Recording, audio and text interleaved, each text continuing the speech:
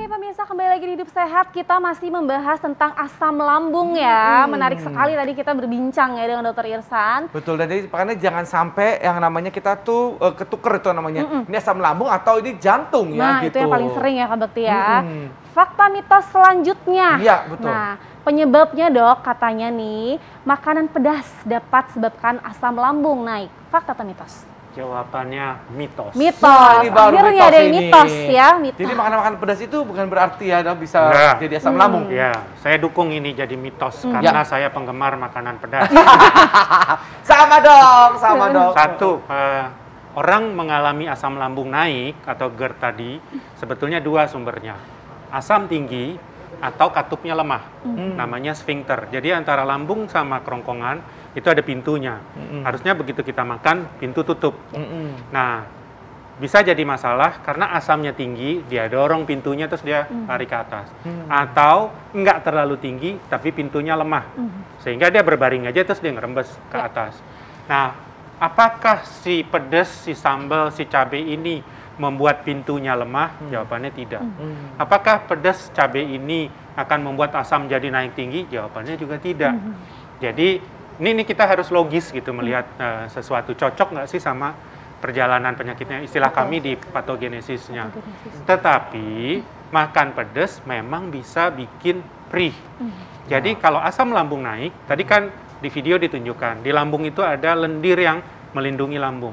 Di kerongkongan ini nggak ada. Sementara asam itu pH-nya, asamnya tuh kayak air aki. Begitu dia garuk-garuk itu kerongkongan, lalu kita makan pedas, perih memang jadinya. Karena udah luka di sini. Sama aja kayak kita luka, kita balurin cabai. Jadi memang bikin perih, tetapi sebetulnya tidak memicu GERD. Ya, Gitu. jelas sekali ya penjelasannya. Nah, ini ada lagi nih dok, yang beredar juga nih dok ya. Ini katanya mengatasi asam lambung naik itu bisa dengan mengunyah permen karet dok. Fakta atau mitos dok? Ini menarik, kayaknya kita belum pernah bahas. Ya. Jawaban saya ini fakta. Oh. Ini fakta dan ilmiah loh. Iya, Jadi iya. maksudnya bukan cuman teori-teori doang.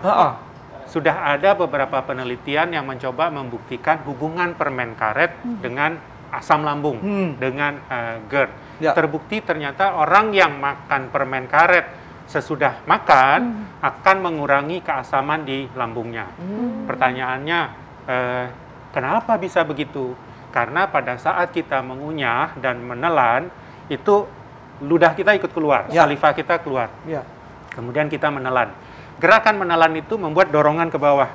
Sehingga asam yang tadinya lagi nanjak naik, turun ke bawah. Yang kedua, dia diencerkan oleh ludah kita. Kan dia asam, pekat. Nah, begitu ludah kita turun, ini jadi encer. Sehingga lebih aman di kerongkongan.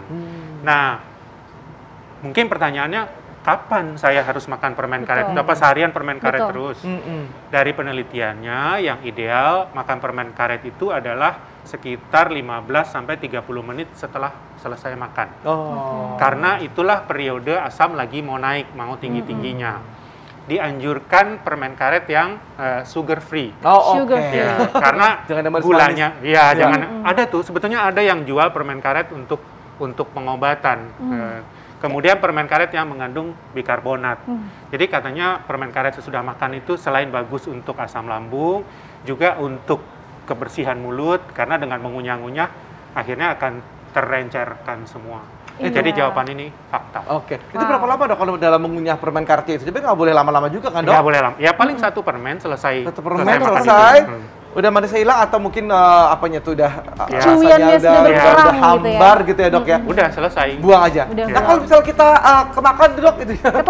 Ketelan dok sebenarnya berbahaya nggak sih dok? Enggak bahaya. Dia akan turun ke bawah. Oh turun ke bawah. Turun ke bawah nggak bahaya ya? Itu bisa lengket loh di lambung. Iya aduh nggak bayang. Nah mungkin satu lagi orang bilang, wah permen karet yang untuk medis itu kan mahal gitu ya. Lumayan itu harganya. Saya bisa apa? Salah satu anjuran sederhana adalah minum setelah makan 20 menit atau 15 menit setelah makan. Minum lah ya supaya dia menurunkan asam ke bawah. Wah, itu gampang banget. Wow, penjelasan Dokter Hasan.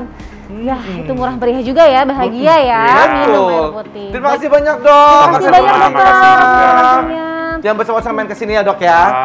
Dokter ditunggu lagi.